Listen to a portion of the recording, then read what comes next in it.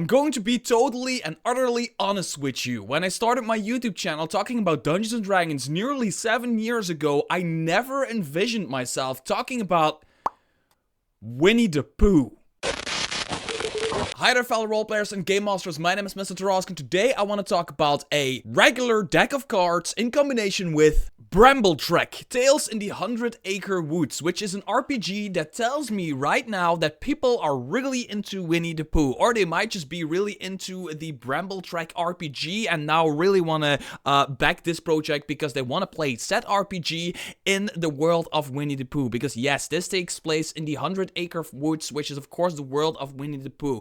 And when I first saw the first email they sent me to ask me if I wanted to talk about this on my channel, I was like, wait, a Winnie the Pooh RPG? That's kind of silly.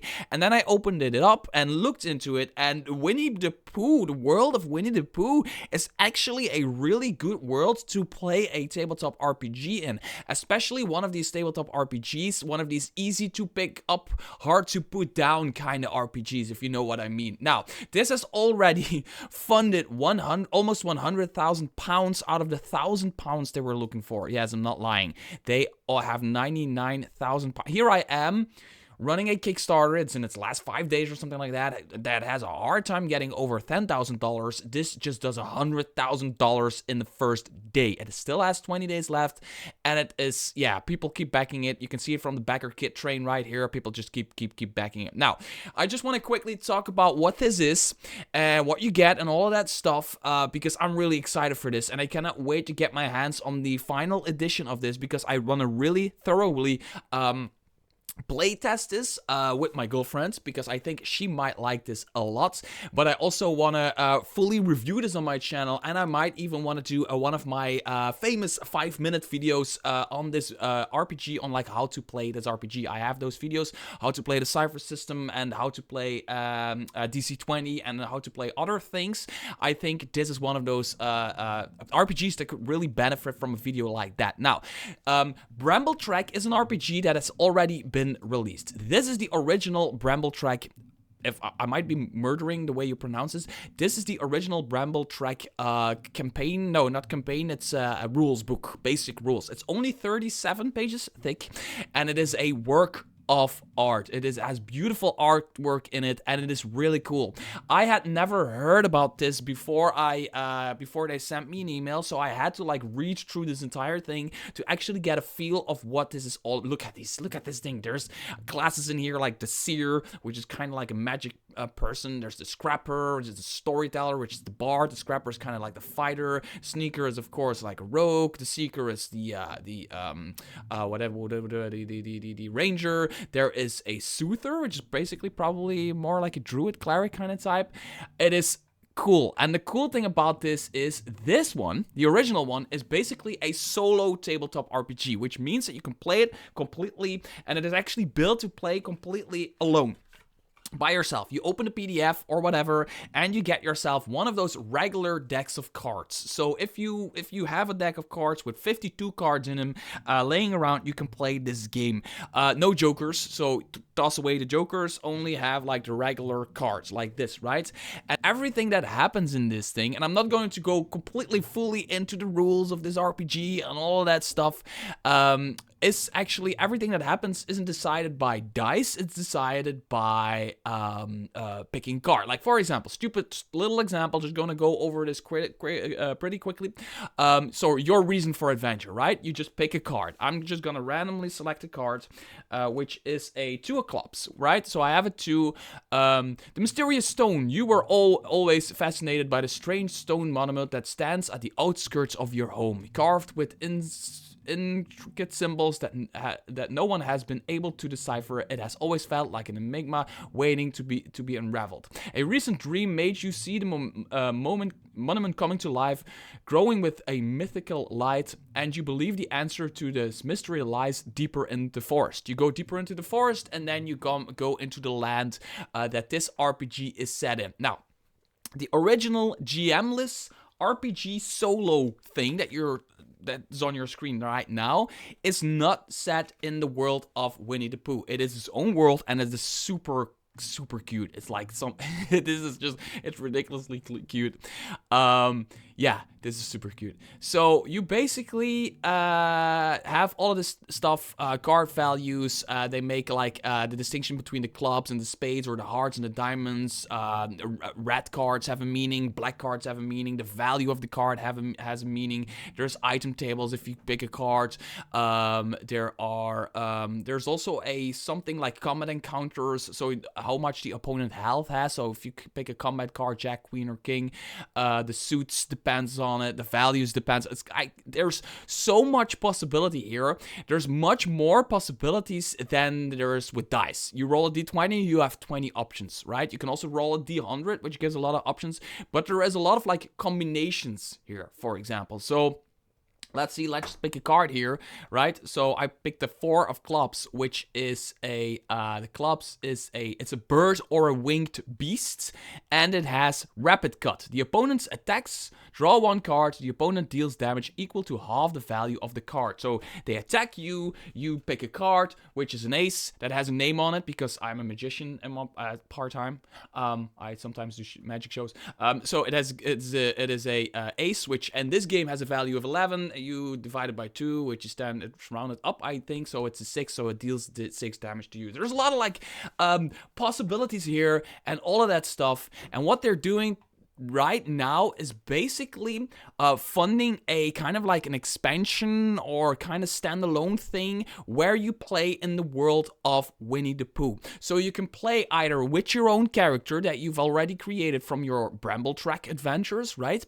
But you go into the 100 Acre Woods, and it is also completely GM-less, but this time there's with a house mouse, there is a way to play this with a GM or a HM. But you can play it solo, the same way as the original Brambletrek, and you play it as a group. Or you can play it with a Game Master, and you can, of course, get your original book and this book together via the Backer Kit campaign. And if you do that in the first, I don't know, X amount of hours. Why is my cell phone keeps going off? In the first X amount of hours, you get your early bird Backer reward, which is a really cool hard pin of Winnie the Pooh that I want both of these. And what you would be backing is essentially this: Brambletrek Tales in the 100 Acre Woods. Now, this is a GM-less RPG adventure. They say this is just a preview of the book that's coming. They sent this to me through email to see if I wanted to check this out. And again, this is not like a full walkthrough of how the rules work and all that stuff, although I really want to do that on my channel because I want to really play test this game, especially like the Winnie the Pooh version. It's so freaking cute that I want to play this with my girlfriend and maybe some friends and just try this and then do like a real review and maybe even a walkthrough video of the rules for this game. But they're really simple, it's really cool, and as you can see, this is basically the same game, but it is in the 100 Acre Woods, which is this is a really high definition, super to scale map of the 100 Acre Woods, which is really cool. It's really a setting that I could see myself playing in for one of these cozy RPGs. As you can see, you have this little mouse here, which could be your character from the first game that you bring into through this tree hole right here into this world, and you can have like this entire walking thing of adventure after adventure. You can split paths here, you can go here, or you can go there, adventure after adventure until you discover why you're there and what you need to do there. And yeah, it's a basic same principle. You can pick a card to see how you got there, all of that stuff, or you can choose for yourself how you got there because you're your own boss, right? They go over the rules and how some of the rules are a little bit different than the first book, but there's some really cool stuff here. Like, for example, if your character loses health. Let's say your character loses health. You can then like this is during the recovery time. You will draw on these recovery tables for the corresponding stat, which will give you a narrative prompt for how you recover, and your stat recovers half its maximum. So health recovery, for example, just gonna pick a card, which is a Jack. So I look to Jack and Queen. You drink from a bubbling brook. It's crystal clear water refreshing your body. So it gives you a random reason of how you recover health. Not per se how much health you recover, but how it happens. Just a good, solid reason. Now, you might find items. There's also like tables to find items where you pick a card and then the card dictates what item you find. And it's kind of the same way as rolling like on a D100 table, but it's just more fun. It's with a deck of cards, which is also easier to carry around. Say you are going on a long trip on a bus with your friends and you're just like sitting in that bus. This is much easier to draw from because you can shuffle this and then just like draw the top card, right? Instead of like rolling dice on like this little tray or something like that, which makes it really easy to pick up in almost any situation. Now, then there is really cool, pick your legacy. So you can play as look at Igor. You can play as these characters from Winnie the Pooh. You can literally play as one of them. You can play as Winnie the Pooh. You can play as Piglet. You can play as Eeyore. This takes me back, man. You can play as Tigger. You can play as Owl. You can play as Rabbit. You can play as Kanga and Roo. Yeah, all of these characters. But you could also just play with your own Bramble, which is one of those characters from Brambletrek, which is the title of the RPG. So the first RPG is Brambletrek, which is a area of the world where these mouse people live. That creature goes into the 100-acre woods, and it yeah, I think I would not see myself play as one of the characters from the Poohverse, but I would definitely want to meet them or encounter them in my adventures. I think that's really, really cool. I really want to play this with my group. Man, oh man, oh man. So yeah, Bramble, for me, it would be Bramble, right? Yeah, and that's basically it. So you have these, which are these kind of like function as classes, but they just give them a character. You could also be like, oh, I want to play this mage-like creature, but I don't want to play as all. You might just play as a character you come up with yourself and have these powers. That's all good and fun in games. After all, we're playing tabletop RPGs. You do whatever you want, right? So that I would see myself using these more as NPCs, these characters from the Poohverse, but not as actual playable characters, if that makes any sense. I would have them as NPCs. Yeah. As you set foot into the world, your journey is guided by the draw of your cards. You will draw 4 cards for each day. Each draw will shape your story, offering encounters and more. The cards resolve in order they were drawn, one after another. So, for example, let's draw 2. Just to make this not too long, let's take the deck of cards. Blindly draw 2 cards.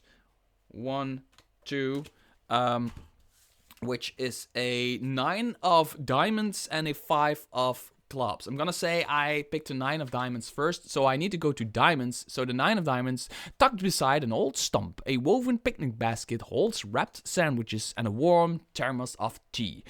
Someone must have left it behind. This gives you +9 supplies. When you read the rules, that will make sense. Then the 5 of clubs, spades. This is not clubs, this is spades. 5 spades. While crossing a stream, you misstep and end up soaked. It will take a while for your things to dry out, which is -5 on your supplies. That's the kind of stuff. Now, there's also combat. If you draw higher, there could be a combat encounter. There's all kinds of things. Let's just go to clubs and say, let's take the King of Hearts, because that's the top card that I see right now. The King of Hearts. A towering figure, frozen in unnatural stillness, suddenly stirs. The crystal's magic pulses, forcing it to attack. Only breaking the spell will set them free, which is a combat encounter. Like, that's the kind of stuff you can expect from... there's much more to talk about when it comes to the rules. But I swear you only have to read through them once, and you will know almost exactly how to play this RPG. And it's just an RPG that's full of tables. Everything is tables, random tables. So if you play it through this thing like 5 times, 100 times, or 1,000 times, it's going to be completely different almost every time, because that's just how card decks work. There's an incredible amount of combinations you can make with card decks, and Brambletrek, I mean, to the creators, thank you so much for sending me an email, because that made me discover this, because I didn't hear about it at first, and now I really want to play this with my girlfriend, and I have some friends in mind that I want to play this with as well. And that's it. Now, when this is done, expect a full review of the Winnie the Pooh version of Brambletrek on this channel. But if you want more content on this particular RPG, either the first one or the Winnie the Pooh version of it, make sure to hit the thumbs up under this video and tell me in the comments that you want me to do this 5-minute rules video, or create a character video, or just more information on how to play, and or me reviewing after an actual playtest and that kind of stuff. Make sure to let me know with the thumbs up, and let me know in the comments below. And until next video, bye bye.